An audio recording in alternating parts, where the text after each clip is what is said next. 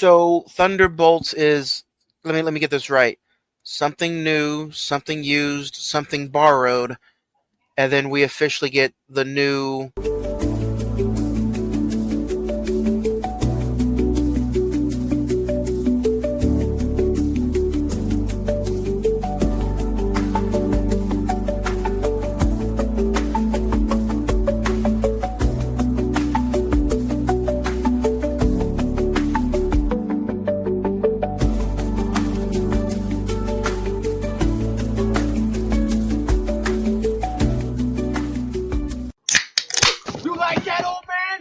A piece of me? Do I feel lucky?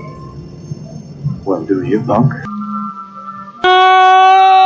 morning, Vietnam! I love the smell of napalm in the morning. You're gonna need a bigger boat. I feel the need for speed.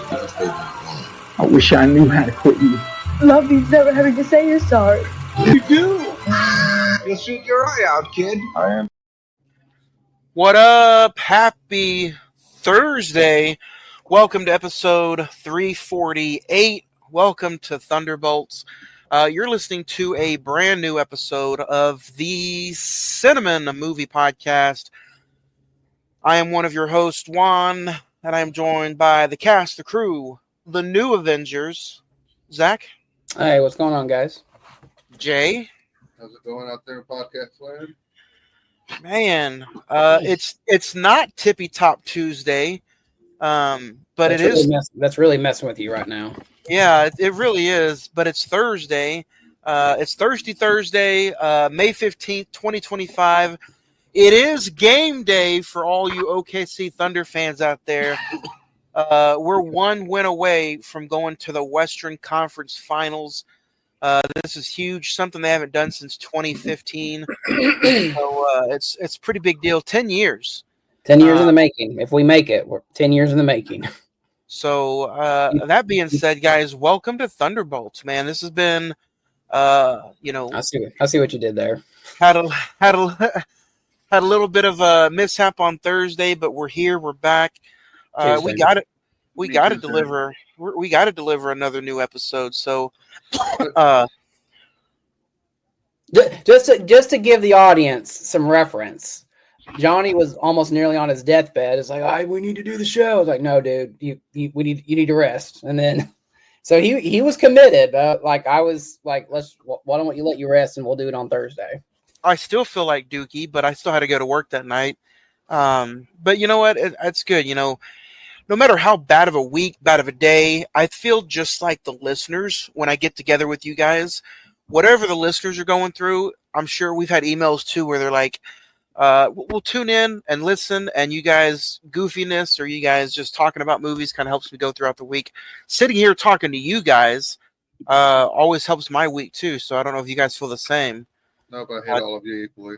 No! No, this is an excellent time to just come together with friends and followers of our podcast, and just everybody just, have a good time and discuss what we like and dislike and see if hopefully one of us, wherever in person, we'll do something special for everybody out there. Or one of us will get to a fist fight because we didn't agree, but hey. Yeah. We may slash each other's tires, but hey, it's all in good thought. You were wrong about that movie. And it's crazy to think that May is already after today. There's only 2 episodes left in May, and then June is going to be jam packed. July is jam packed, dude. July is like off the charts packed. Yeah, man. Because we were discussing that today.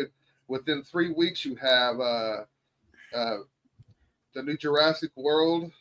So you got Superman and Fantastic Four within 3 weeks. Yeah. And the good thing about it, there's 5 Tuesdays in the month of July.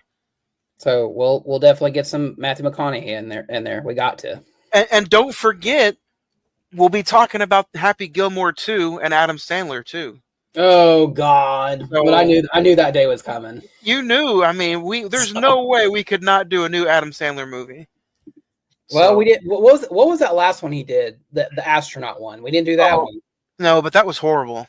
That movie was horrible. Hustlers was pretty good. Yeah, Hustlers was good. And Hustlers. we didn't do Hoobie Halloween. We didn't do that one. No, I started it, and I was like, eh. And I but turned you it know off. what though? He's always said he really never wanted to do a sequel to any of his originals, and this is going to be the first one. So I'm kind of Curious. excited. Yeah. So, but today we're talking all about Thunderbolts. Before we get ready to get into it, we will come back sometime next week, I believe, with recent watches. Right, so we're going to talk about a recent watch this. We won't get to review it. We won't get to review it.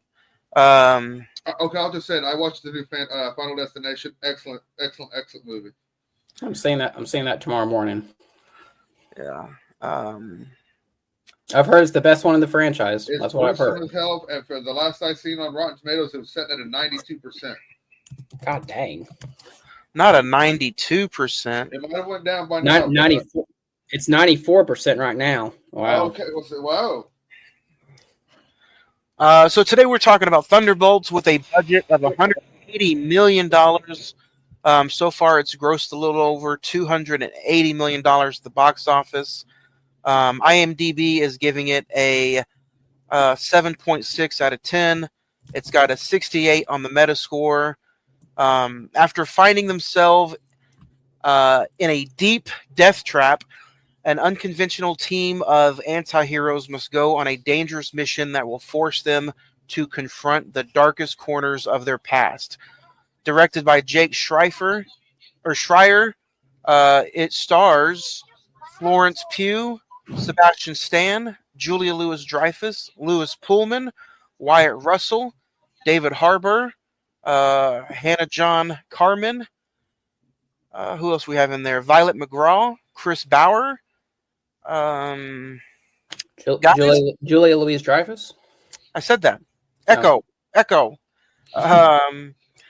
Let's dig into it. What I thought about this cast is that two of the main leads are what we call nepo babies, and one of them, their dad he's Ego. He plays Ego in Guardians of the Galaxy. Wyatt Russell, that's Kurt Russell's son, and then what's his name? Louis Pullman. That's Bill Pullman's son. The guy for the president from Independence Day. I didn't get to see this. I didn't get to see this movie twice. So we'll do first time versus now. So I'll stay out of this segment. But Zach, did you get to see it twice? No, I've only seen it once. Okay, so it wasn't Sinners where I got to see it twice before the show. So Jay, what about you? We'll do first time versus now with you. What'd you think about it the first time in a few short words, and then how was it revisiting it? Both times enjoyed it. The second time, since I knew what was going on the first time, I was able to sit there and not relax more, but it played a lot faster the second time. The first time, there was a couple spots in the movie where I was just like, oh, God, come on. Can we just get the hell out of here? You know what I mean? But then by the second time, I was like, all right, we actually wore out pretty quick. It was just my mind playing tricks on me. So, but overall, I found it real good on both watches. Zach, a few short words after the first watch. The first time watch, I'll just go ahead and say initially I was not. This is not an anticipated release for me. I was like, okay, we're doing something different from Marvel, but let's see. We kind of hit a lull with Brave New World, but a high with Deadpool and Wolverine. So we'll see. Dude, I had a blast with this. Like I said, I've only seen it once, but the first time it was an excellent watch in IMAX. And I felt, my first part of my notes is it felt like early Marvel. And that's I think the thing I most appreciated the most about it. I'll say the same thing. Even though I have not been down on a recent Marvel movie in a minute, we've done every Marvel movie as soon as it's hit theater releases, all the way back to Endgame, Infinity War. So that being said, I think I was kind of down on Eternals. After that, I think you can't go anywhere up than up with Eternals. We didn't review Captain Marvel 2. No. But I know you guys did. You did dodge a bullet with that. You did Ant-Man. We did Ant-Man, Quantumania. Yeah. Me and Craig did. Yep. What was after that? You guys did. We did Guardians 3. We did Guardians 3. And then what was after Guardians 3? I think the Marvels was after that, and we didn't do the Marvels. So yeah, I really they did the TV show run there for a couple years. Remember? I really enjoyed Captain America. I can't wait to rewatch it. But I feel the same thing with this Thunderbolts. I wasn't expecting a lot, but what the finished product was a really good throwback. I'll agree with you, Zach. So yeah, we've done, the only one we haven't done looking at the list is the Marvels, and we've done everything else. So as far as new stuff, yeah, and then we are doing Fantastic Four, I think, early August, I think. So yeah. And I'm throwing that out the window though, Zach. If the movie comes out on a Friday, we're going to do the episode on a Tuesday. What do you mean? Like we'll just talk about it the next. Yeah, because it's a packed month that month. Yeah. So, I love the cast of Thunderbolts. Yeah. Sure. Florence Pugh really, really sells the entire. She's the heart and backbone of this entire movie. She is. Yeah. I wanted to Yelena, that we've been sitting there looking at a second Black Widow, and she's the she's the lead, and everybody's okay with it. Unlike other people that were replaced. Well, I gotta say this: am I the only one? And this might be the first debate of the episode. You watch your mouth. Hold on a second. When it comes to Florence. I'm gonna say I kind of prefer her over ScarJo. Oh yeah, I would agree with that. Yeah. I think I agree with you there because Florence Pugh seems to have been given more of a character. Yes. She's more personable, if you ask me. I think Scarlett Johansson fits the mold of the early Marvel films, but we had to do something different and build like a lot more character. Well, and know why? I think she fits. Like, well, go ahead and finish what you were saying, and then I'll touch with you. Oh, you're gonna touch me? Oh, that's nice. But with Florence's Yelena, there's a lot more backstory, and this movie, it does a very good job, and we'll probably get into this a little bit later. It does a very excellent job at portraying mental health, especially depression.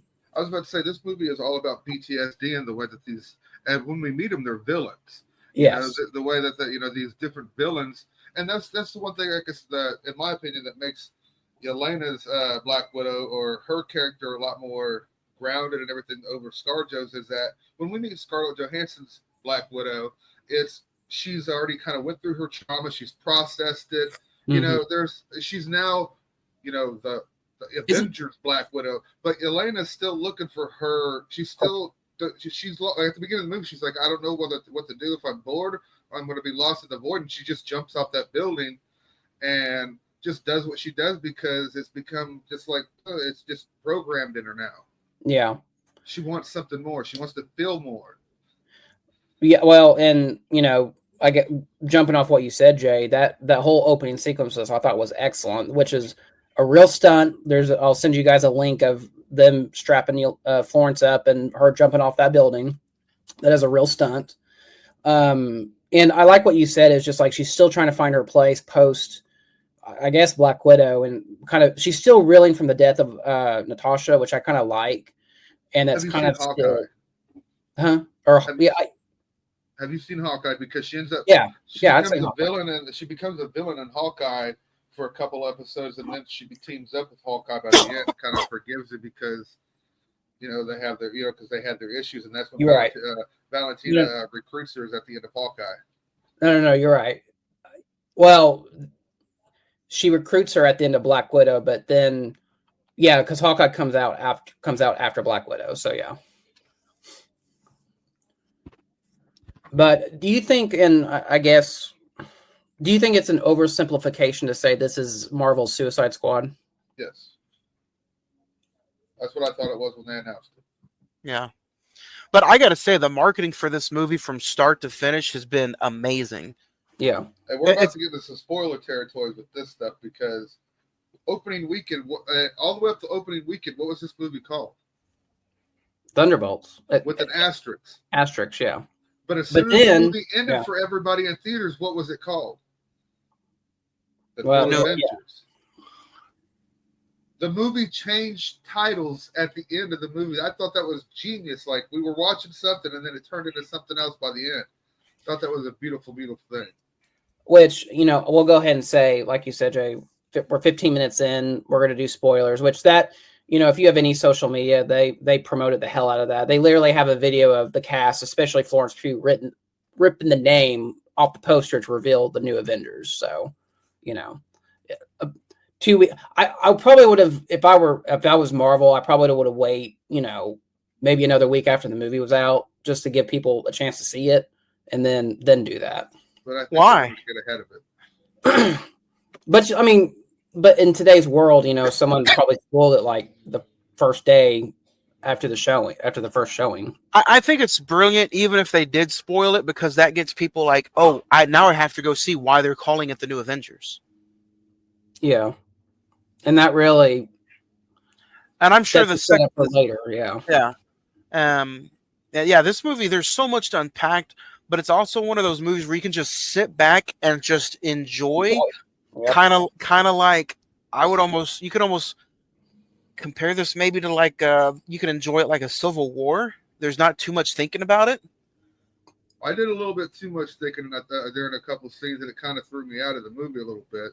Yeah, there was a couple scenes where, okay, one, when they're almost out of that base, right? They have to like hide as guards. They're like, we got 60 seconds to hide, and they're coming out. I'm like, how in the hell did they get dressed in 60 seconds? They're like in full on tactical gear.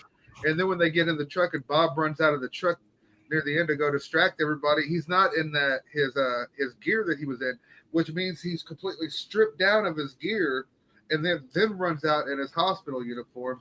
And then when Red Guardian finds him just seemingly out in the middle of the desert, and he's like, he just finds him out of nowhere. I'm like, come on, man. That's a great joke scene. Like Yelena automatically knows who that is. It's almost like a daughter being embarrassed by her dad being picked up at school. Can I bring this up? This is the only nitpick I have, and this was a nitpick, Zach. If you could remember when we talked about Black Widow, the only thing I have an issue with is it's not a very good accent, but it's the two Russian accents. Florence Pugh's accent is obviously way better than David Harbaugh, but his accent as the Red Russian, it's not believable still. Like, even with how many jokes he throws out, I love him as an actor, and I love him in this movie as a funny person, but I just couldn't get over the Russian accent. I think they're going for more stereotypical Russian accent. That's true. It's more of like a haha cheesy. I'm making fun of the accent. Yeah. In a way. If you look at it that way, then okay, I can kind of see it, almost like a Thunder. It's just an over the top portrayal of that accent. But it kind of made me it's grounded. Right, but it kind of made me wonder, like, I wonder if she was kind of raised like Black Widow's character, where she had the English accent, how better of a performance it would have looked with Florence Pugh. Just so she could use her like regular British accent. Yeah, I mean, it doesn't bother me. I mean, you get where I'm coming from, though. That's me just finding something to nitpick about. Well, they stuck with her Russian roots from the comic book. That's why she's that way. Well, I mean, I'll be honest. There was like a moment, maybe two, where I thought Florence kind of fell into her English accent, just like once or twice. But it didn't. I mean, it wasn't like what you said about David Harbour, where it's just like, dude, I can't believe you. Well, just go back to speaking English. But the character that stole the movie though was Taskmaster. Taskmaster was the heart and soul of this movie. Taskmaster is the one that got killed when they all got met. Which to me is just like, okay, like why would you put her on the poster if you're automatically going to kill her off? Just to sit there and show you that there may be more to the story. Well, no different than they did that with the Suicide Squad. Half of them got killed in the first 5-10 minutes. And the James Gunn one, that's true. Yeah. And then, there's another one in the David Ayer one who is kind of popular. He got killed off in the first, 5 5-10 minutes of meeting him. Remember, he got his head blown off. Slipknot. Yeah, Yeah. Slipknot. Yeah.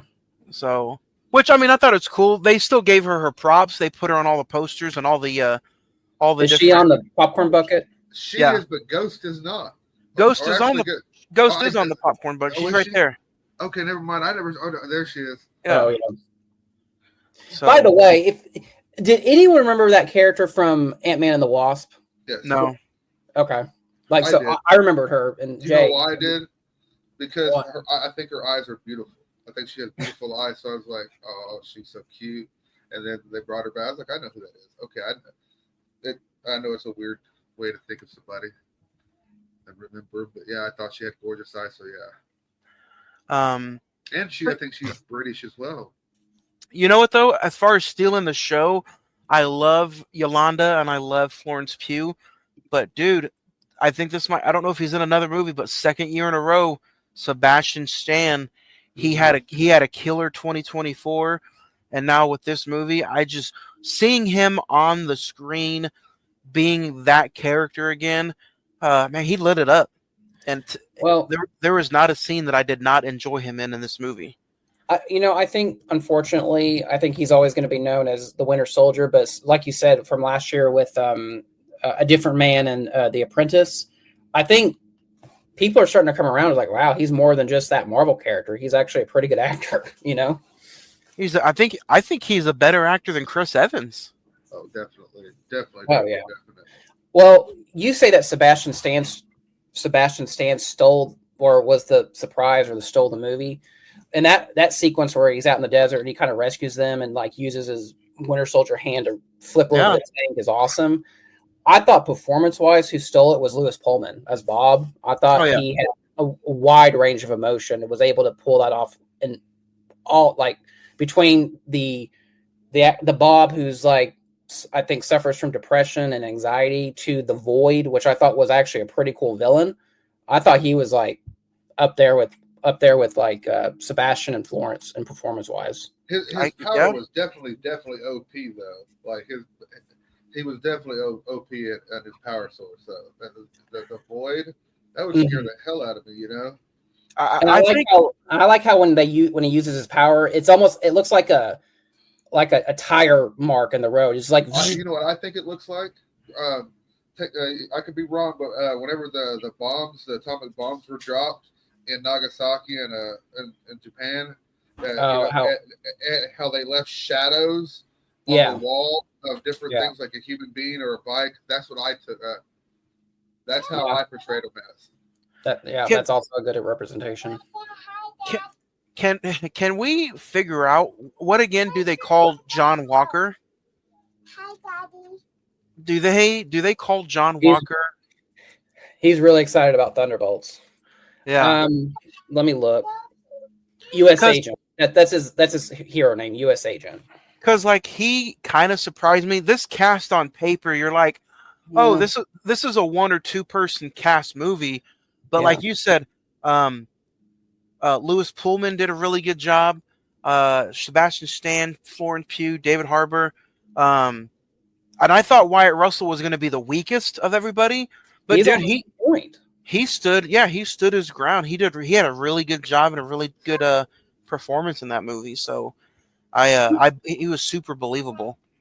And I'll even give props to Ghost, Hannah John Kamen. I thought she was excellent as well. That scene where like after they kind of have their meet and they fight each other and they have to like use each other to climb up the whatever it is, or the tunnel. The tunnel, yeah.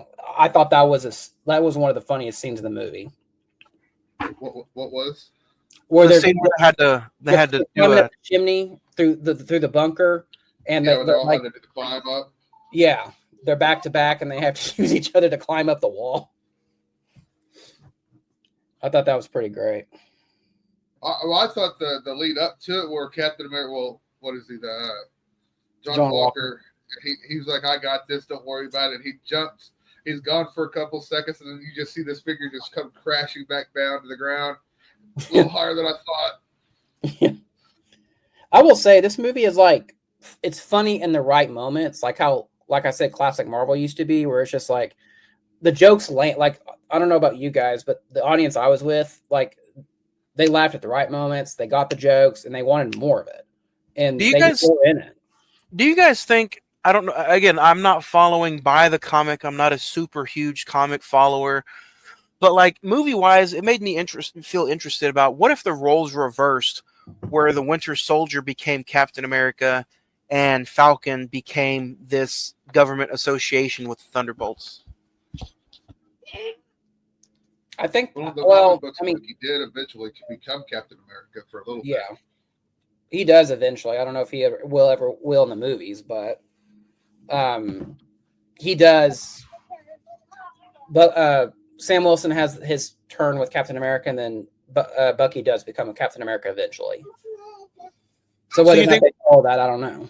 Yeah, but It's just, I guess, it's whether Sebastian Stan decides to do another 10 years, essentially. I guess. which is insane. Well, he's in the next 2 Avengers movies already. Yeah. And then you have, I think he'll continue to follow, like even after those 2 movies. Did you guys see that? I think they did announce that the runtime for Secret Wars is going to be 3 hours. It has to be. Secret Wars and Doomsday is almost 3 hours long. Yeah. Yeah. It has to be, or there's no way in hell they're going to be able to tell the story with that big of a cast. Yeah. Doomsday is just going to be so interesting. I guess we can fantasy book a little bit. Do you think? I was talking about this with a coworker at work. They have no setup for Doomsday unless they do something with Fantastic Four. There's no setup. From what I understand, Fantastic Four does have possibly an end scene with Robert Downey Jr. It would have to be. Because I've already kind of heard the plot for Fantastic Four, and if that's the plot, then it's going to be a good one. Well, my theory, and don't confirm or deny this, Jay, but my theory is, obviously, spoilers, obviously, for Thunderbolts or New Avengers, that scene at the end where they're looking at the Fantastic Four ship, my theory is that that Fantastic Four is coming from another universe. And they're coming. Galactus, it does in fact destroy the Fantastic Four's world, and the only way for that's what they call the life raft, and they come over in the MCU, and that's how they join everybody. See, we already talked about Fantastic Four. See you in a couple. See you next week. Are you guys excited for Fantastic Four? Or are you kind of like, we've done 2 rounds of this or 3 rounds, and I'm good. 4. We've had 4 rounds. If you've seen the original back in the day, did you ever see the one that they filmed but never intended to release? Is that a David Cronenberg film or something like that? It's a Canon film or something like that. One of those real shoestring budget movie theaters or movie companies from back in the 80s. Yeah, I know what you're talking about. It's not bad considering what it was, and how much budget they had. They had like a $2 million budget, and the movie looks absolutely incredible, if you ask me. I've only seen the 2 Chris Evans ones and the Michael B. Jordan one, so. I think we're on the verge of Fantastic Four. This movie has to hit in order for us to get hyped a whole another year for Doomsday. Yeah. So I would have.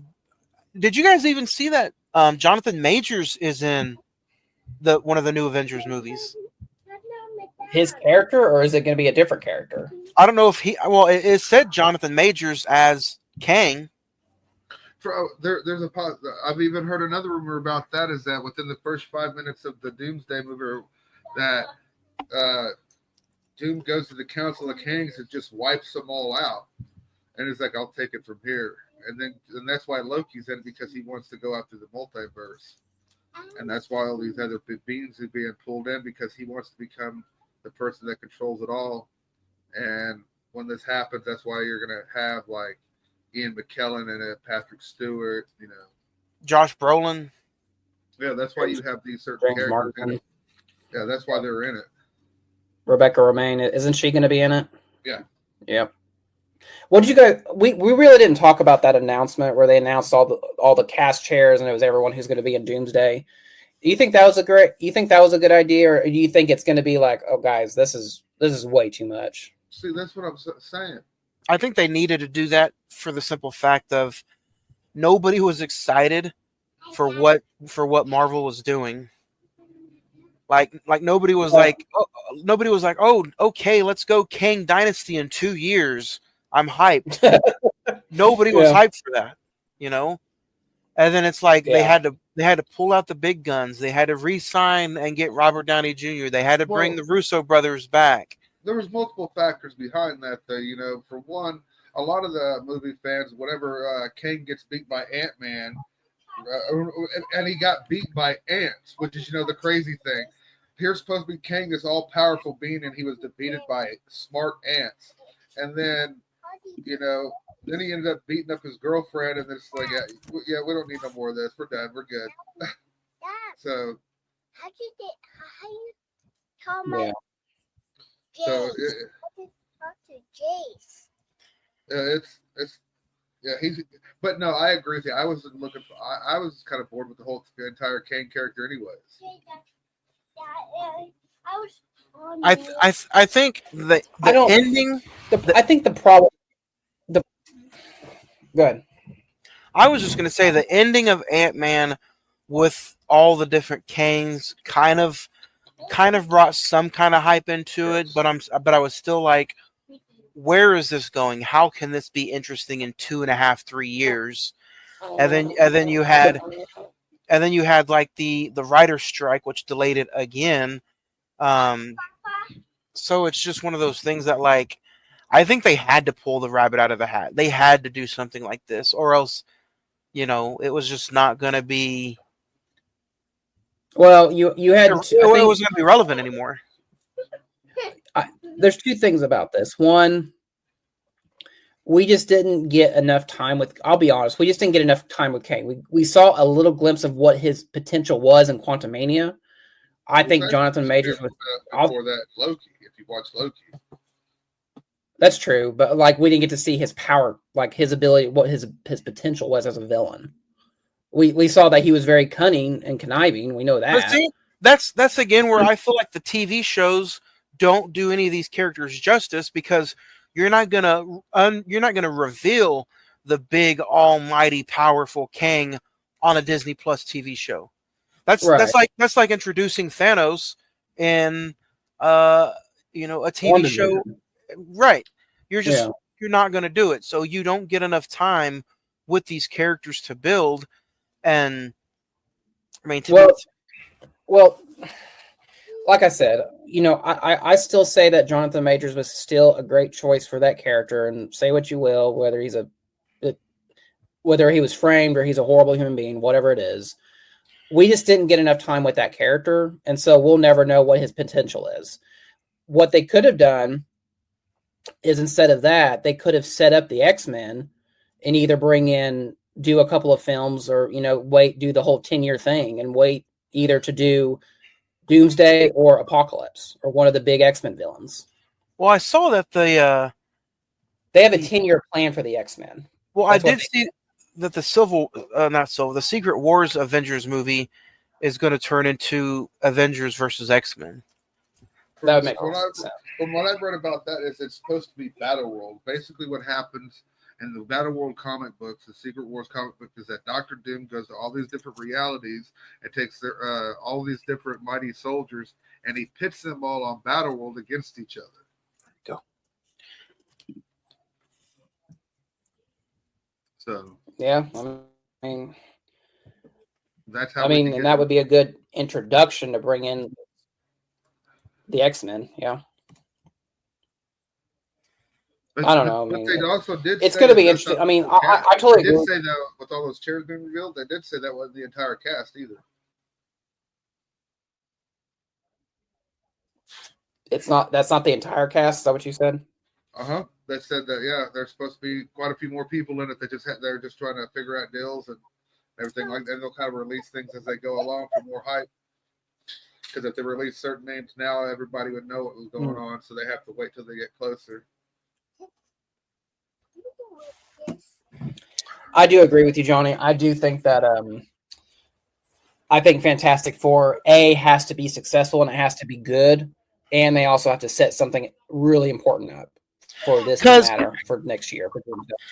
it can't be like a Captain Marvel where the movie was kind of mediocre and then the end credit scene was badass. I don't think it can be that at all. Because No. I think like, the end credit scene for Fantastic come on, Four is, you know how in the Thunderbolts here we have the ship of theirs arriving on Earth and the new Avengers seeing them. What if we see that same scene from the Fantastic Four's point of view? And that's how Yeah, the and Fantastic I Four think ends. and the way you describe that would make total sense, and that sets up for Doomsday.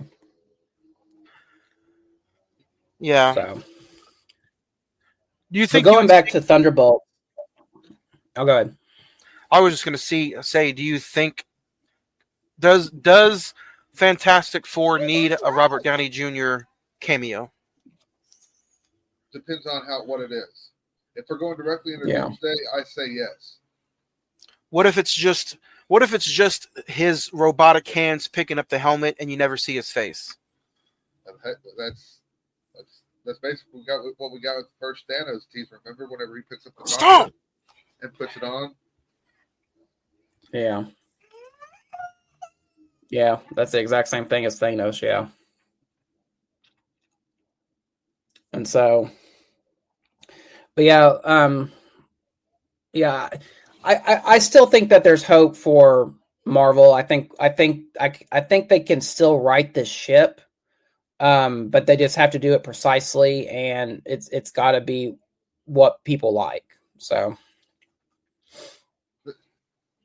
all in all, I think we all three agree that this was above and beyond a good movie that we didn't expect. It was one of those ones that we were just all walking into with the mild expectations in it, but walked out and exceeding all of them, just because it felt like a movie of Marvel's past. Yeah, I totally agree, and I don't know how much more you wanted to just talk about. I just wanted to talk about when Void like goes all haywire and just kind of engulfs the whole city into darkness. That whole like I call it the inside darkness inception scene where Florence is kind of going from like room to room trying to rescue Bob. I thought that was really, really cool in IMAX. And it kind of did it's very horrific in some sequences of it. Yeah, I thought it was very fitting to show how badass the Void was. That one of the first people that he dusted was this little girl, like this little 9 or 10-year-old little girl. She's just standing there talking to the Red Guardian about then. It's just a black smear on the ground, and it's like, holy, he really did that. Oh wow, that got a audible wow in the theater when I was. For a second there, it felt like he was just as important and as powerful as Thanos was. He is. If you, he is in the comic book lore. He's basically has the same power set as Superman. Maybe a little bit stronger in some areas and things like that. But he has the same power set as Superman does. As far as Sentry goes, when he's Sentry, that's what he is.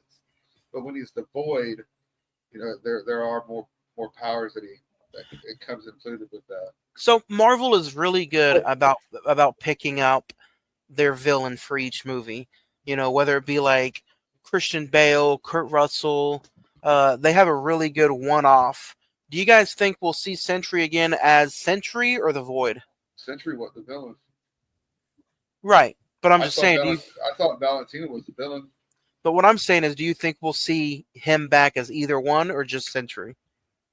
I'd say depending where Secret Wars of Doomsday goes and how they want to work that, I definitely say we'll see him again. But because to me, he definitely feels like a mutant. Lewis Pullman is in Doomsday, so we will see that character again. So we'll have to see. Where do you think Lou? But I agree with you. He does look. He does look like he does feel and look like an X-Men villain or even an X-Men character. Where do you think Julia Louis-Dreyfus will fit into all this coming up in the next Avengers movie? She's not in it. She's not in Doomsday. She might be in Secret Wars. And then you still But have as of right now, she's not in. Yeah, because I asked her during the press conference. She's like, "Are you in it?" She's like, "I haven't got anything yet. I haven't heard anything, so I don't know." And and then, she was like, "You're not in it?" and then you still have, you know, the what to do with Red Hulk and Harrison Ford and that government agency. I think that's a one-off. I think unless Harrison Ford comes back in Secret Wars or something, I don't think they'll bring that back. You think that was a one-off? Especially especially after the reception and how much Brave New World has made since today. Interesting. So I just wanted to say before we start wrapping this up, I thought The Void and what I said at the beginning, it was a very good representation of how, even though it wasn't their intention, I thought it was a very good representation of like mental health and depression, how it can just consume you, and like if you literally become something that you're not. I thought that was an excellent representation of that. And they did it with all the characters too. They all shared trauma. Yeah. They all had trauma that they were all trying to work through, because and even Valentina had trauma, and you know what I mean. Because when she touched Century, and he made her revert back to when she was a child and watched her father get murdered in front of her, that's when she made a vow to change things. Whether it was hell or high water, whether it be legal, illegal, but she was going to change things. If she had one of the worst send-offs in sitcom history, I would try to destroy the world too. They all went to jail for the No Samaritan law. Captain America: Brave New World only made $415 million. Worldwide. Worldwide. That's worldwide. Yep. Wow. It's a good marketing scheme of them putting Captain America on Disney Plus on Memorial Day weekend.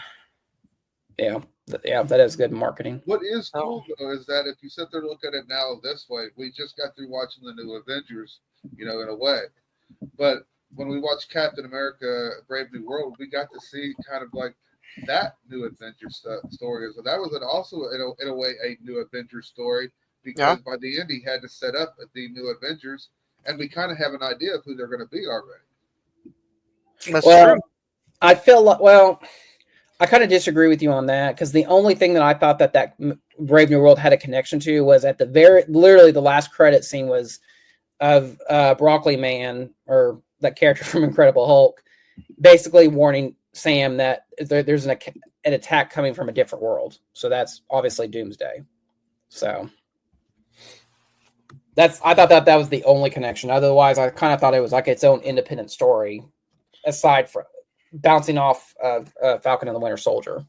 We talked about it a few weeks ago in that actual Brave New World episode.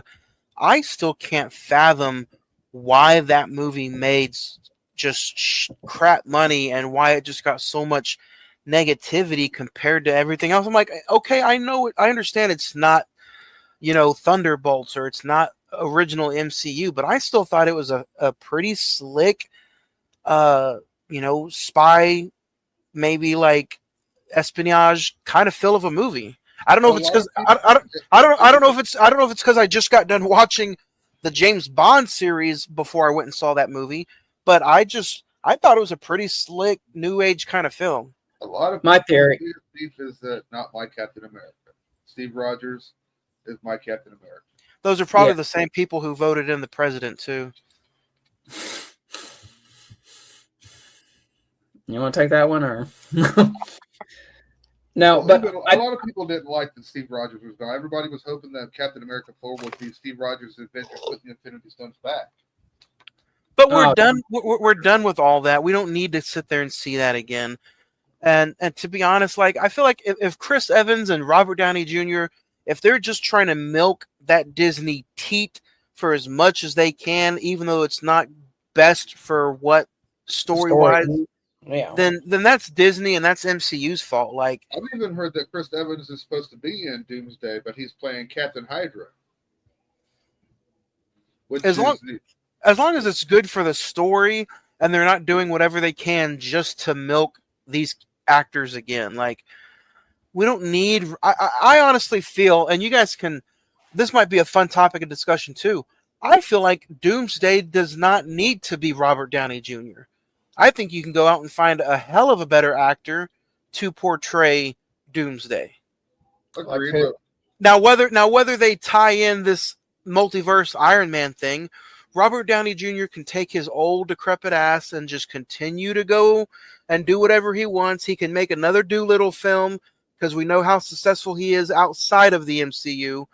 We don't need this whole back and forth kind of thing. Listen, the man won an Oscar for Oppenheimer, so you watch it. Get somebody like I don't know. I just don't. Matt Damon. We don't need somebody who's been like, we don't need a rewash, if that makes any kind of sense. What if this time a year from now you're like eating your words, you're like, oh no, he was like the best villain ever. Dude, I've never liked Robert Downey Jr. He's been a great Iron Man, yes. But could you imagine if maybe they went the other route and they got somebody like a fucking Tom Cruise, or if they got somebody different? Like, don't get me wrong, I love Robert Downey Jr.'s story. Going from a legit whatever he was to nearly close to death with drugs, right, to royalty now. Don't get me wrong, that's a beautiful story. But I'm just not that big of a Robert Downey Jr. fan to where I'm like, we need his $30 million contract to save the MCU. You want to check your email, see how many hate mails you just got? I'm just being real, man. I feel like Robert Downey Jr. can, kick rocks. Go do something else. Go do another Doolittle film. did anybody see the new Spider-Man Noir trailer over the weekend? Yep. Bring Nicolas Cage in. Damn. Oh Lord. It looks pretty interesting. I'll give him that. Speaking of Nicolas Cage, he's also playing John Madden in the new John Madden biopic movie. I seen the first pick of John Madden today. And Christian Bale is playing the owner, Al Davis. So that's gonna be an interesting film. That will be interesting, yes. So I wonder if we're gonna get the part where he signs his video game contracts, becomes the biggest football guy in the world. That's going to be interesting too. I hope we do, because it kind of reminds me. I hope we get more of a movie like Air with Ben Affleck than anything. Yeah, Air was good. I liked it. That was a good movie. So, let's talk a favorite scene or two from Thunderbolts. Zach, do you have one? Yeah, I liked Florence's opening sequence, the whole where she jumps off the building and busts into the lab. I thought that was excellent. The fight sequence between all the different Thunderbolts was awesome. And honestly, we didn't talk about this. The end credits where they're like all the different magazines, like Time and Newsweek and all that. The New Yorker was like, are these the new Avengers? And like you said, they say not my Avengers. I thought that was like on the nose, perfect, but not like trying to be like so subtle about it. They were basically doing what they were getting ahead with that end credit scene right there, where it's basically they're lampooning us, the fans, because it happened as soon as it became the new Avengers. I was reading comments like, these aren't the new Avengers, these aren't my Avengers. I'm like, and people were laughing like, you missed the point of the movie, didn't you? You just missed that, didn't you? You are those people. I wonder if they added some of that stuff. It's funny because of, the whole Avengers thing, but I also wonder if they went back and like, people were saying this about Captain America. Let's put that in there too. Hashtag. That's very probable because, the online trolling of fans and shit, oh yeah. I'd have to say probably my favorite scene is when they're going up the chute and they got a team do the teamwork activity. I thought that was pretty hilarious. The opening sequence with Yolanda is really good. Or Yelena. I said Yolanda. Sorry, I got Napoleon Dynamite on the mind. Man, and then you know what? I'm gonna say there's a pretty some good fight sequences with John Walker. I really was overlooking Wyatt Russell in this movie, but going back, I've really enjoyed some of his sequences and the ending. New Avengers stuff. So, Jay, what about you? I really enjoyed once Yeah. they entered the void that you follow Florence Pugh's character throughout her interpretation of the void and the way she experiences it and everything. And then, you get then when they all kind of meet up, they were like, "Oh God, what was that?" And they just started kind of like looking at each other like, "We just experienced our own personal hell. What the hell was that?" And it made me think like everybody that's caught up in this black wave. Yeah, you can shoo off there, sir. I didn't get to go see it the 20th anniversary, and I didn't get. Hey, you had a chance, and you decided to go see Sinners again, so And I that's fell on asleep you. to it. But I thought it was overall. Yeah, I enjoyed those scenes, and then them all fighting each other. And I just thought it was hilarious how Taskmaster, the one person that can like match your move skills, one-on-one, hand-to-hand combat, any type of combat you could think of, was magically outdone by a person that could phase through her and shot her in the head with a bullet. I thought it was kind of funny. I honestly did. Here's one of the most badass members on the team just got taken out like 2 seconds into the movie. So, but overall, I enjoyed the movie immensely. Most of it, actually. Yeah, I think they should have had Sentry towards the end. He could have been like given a nice new Avengers speech, and then he could have been like, "This is our Independence Day." But star rating for Thunderbolts / the New Avengers.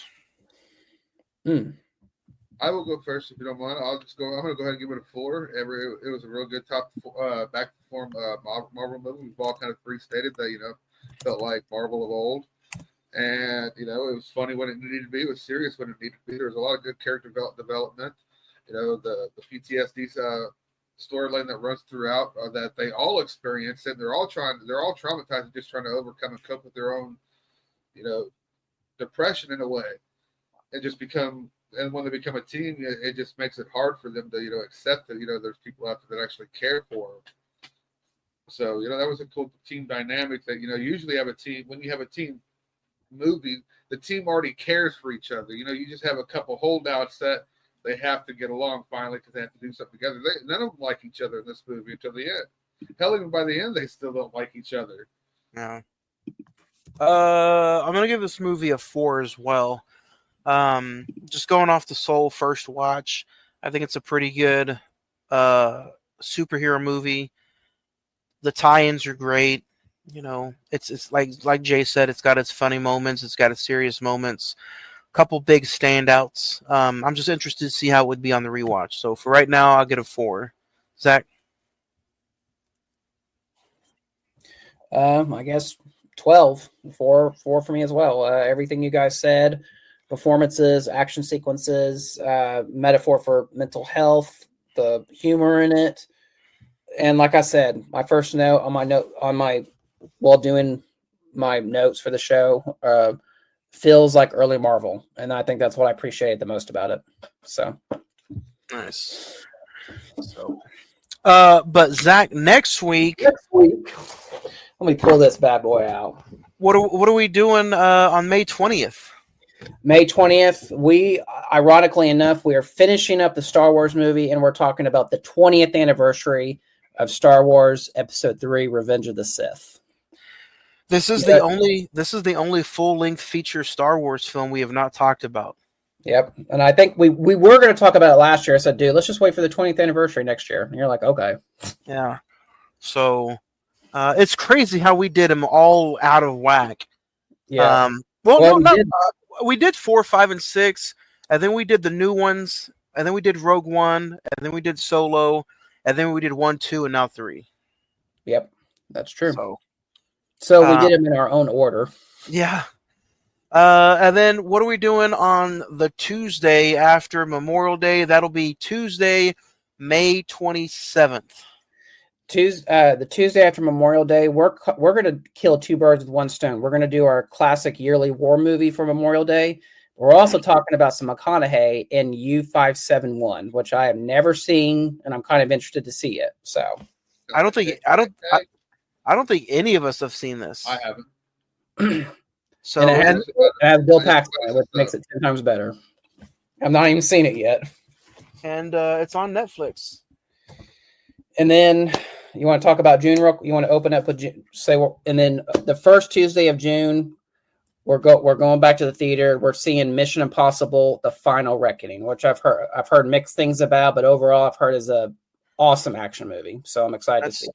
June the 3rd, and then I don't have posters yet, but we might as well talk about June for the rest of the rest. Say the date, and I'll say the movie.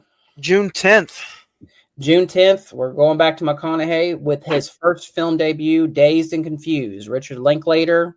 I've only seen it once, so it'll be an interesting conversation. June 17th.